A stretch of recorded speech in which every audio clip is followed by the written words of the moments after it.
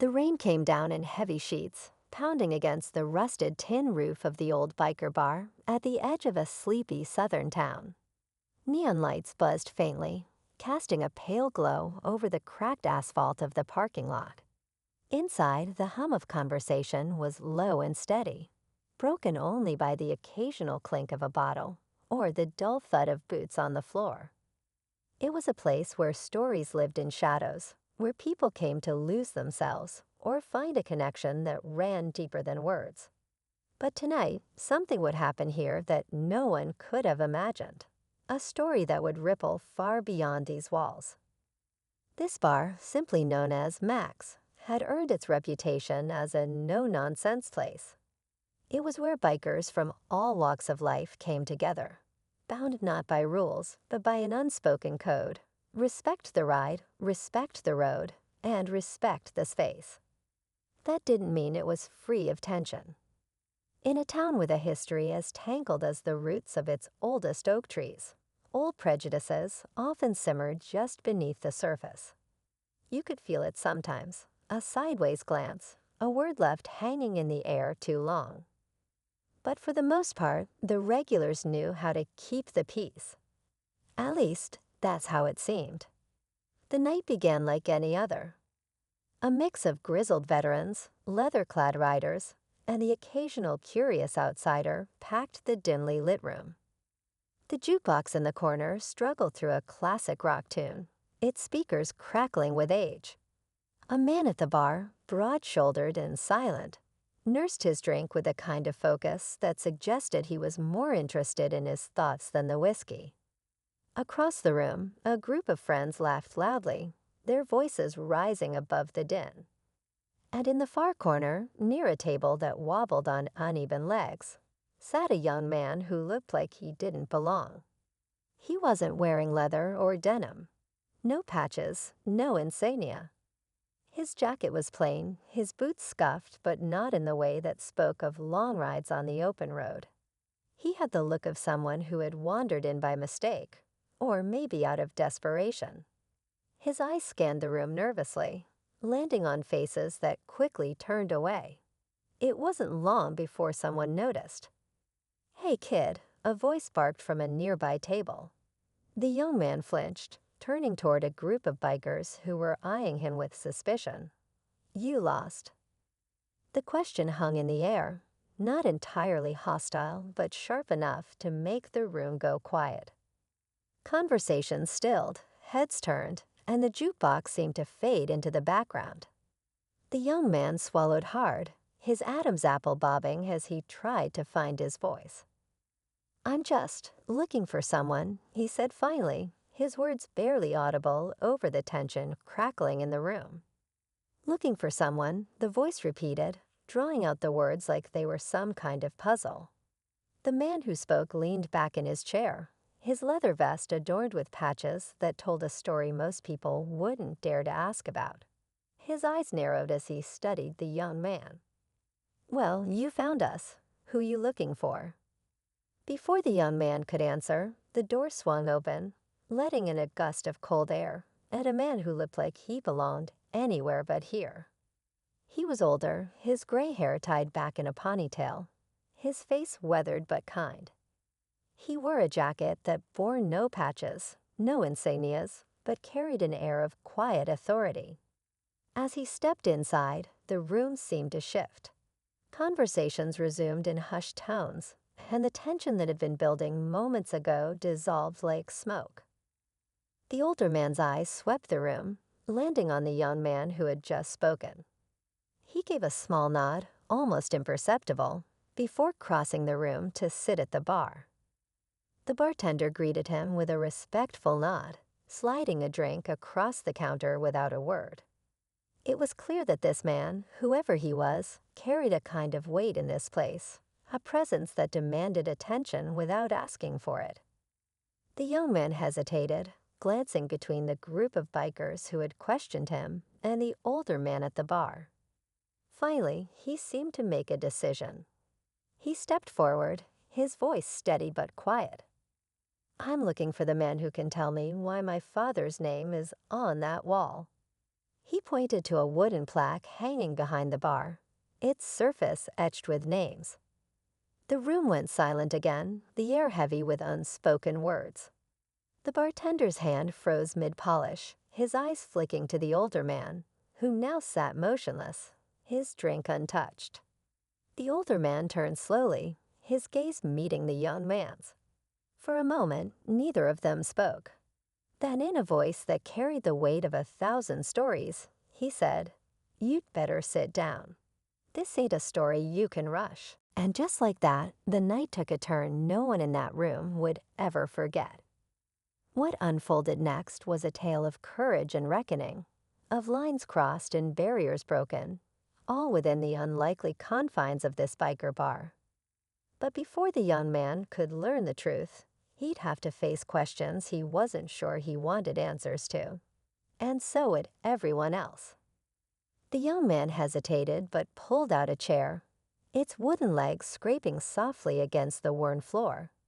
He sat across from the older man, who seemed to carry the weight of the room on his shoulders. The bar buzzed quietly again, conversations resuming as people pretended not to watch. But they were all listening. Everyone was. The bartender, a wiry man with a neatly trimmed beard and a no-nonsense air, stepped closer. "Mac," he said, addressing the older man softly, "you sure you want to go there tonight?" Mac took a long breath, his fingers tracing the edge of the glass in front of him. "It's not about what I want," he said, his voice calm but resolute. "The kid deserves to know." The young man leaned forward, gripping the edge of the table. "Please," he said, his voice steady now, though his hands betrayed a nervous tremble. "My father, he died when I was too young to remember him. My mother never told me much, just that he was a good man and that he loved me. But she refused to talk about what happened to him. Then I found this place, found his name on that wall, and I need to know why." Max studied the young man's face, as if searching for something. "Your father," he began, "was one of the bravest men I've ever known. But brave doesn't mean reckless. He knew the risks. He knew this town, this bar, and the history tied to both." He paused, his eyes distant, as if replaying memories too heavy to put into words. But he stood up anyway. The young man frowned, confusion flickering across his face.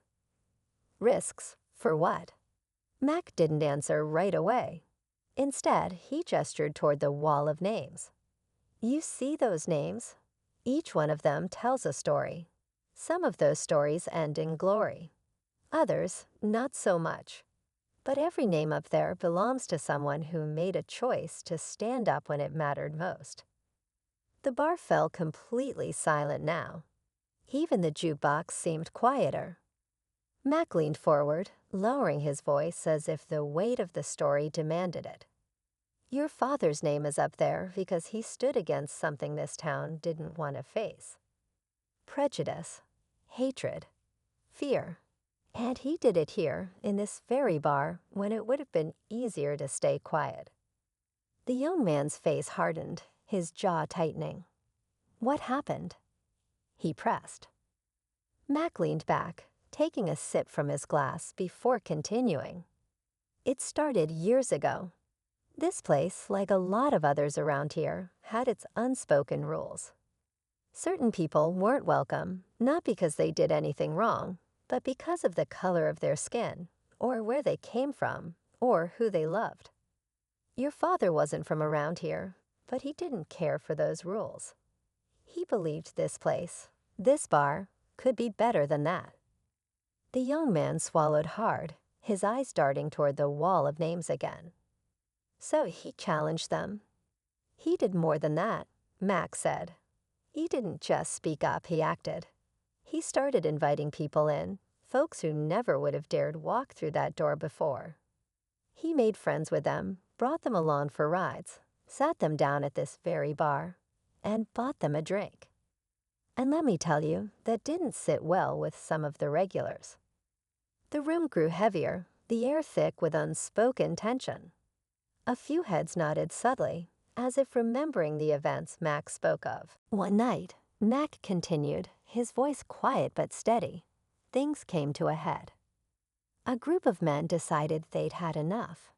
They cornered your father in the parking lot, told him to leave, to take his so-called ideas, and get out of town. But your father, he didn't back down. The young man's eyes widened. What did he do? Mac's gaze darkened, his jaw tightening as if the memory itself was too painful to revisit. He told them that courage wasn't about fighting back with fists or words. It was about standing firm for what you believe in. He stood his ground that night, and in doing so, he changed everything. But the young man prompted, sensing there was more. But courage comes at a cost, Mac said, his voice heavy. Your father was hurt that night. Badly. He made it home, but he didn't recover. And yet, what he did, it started something. People here, some of them at least, started seeing things differently. His bravery forced this place to confront its own demons. He didn't live to see it, but the walls that divided this bar began to crumble because of him. The young man sat in stunned silence, his mind racing. Around the room, faces were turned away, but tears glimmered in more than a few eyes. The bartender reached for a photo tucked under the counter, sliding it across the bar toward the young man. It was a faded picture of his father, grinning beside a group of bikers who looked like they couldn't have been more different from each other. He brought us together, the bartender said softly, and we're still here because of him. Mac leaned forward again, his voice steady but filled with emotion.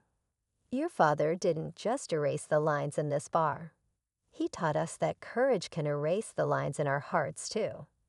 The young man stared at the photo, his vision blurring with tears. Why didn't anyone ever tell me this? He whispered. Because sometimes, Mac said, his voice breaking slightly, it's hard to put words to a story like that.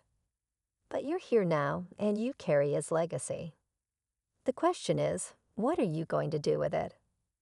As the young man looked up, determination shining in his eyes, the room held its breath. The story wasn't over, not for him, not for the bar, and not for anyone who still believed that courage could erase hate.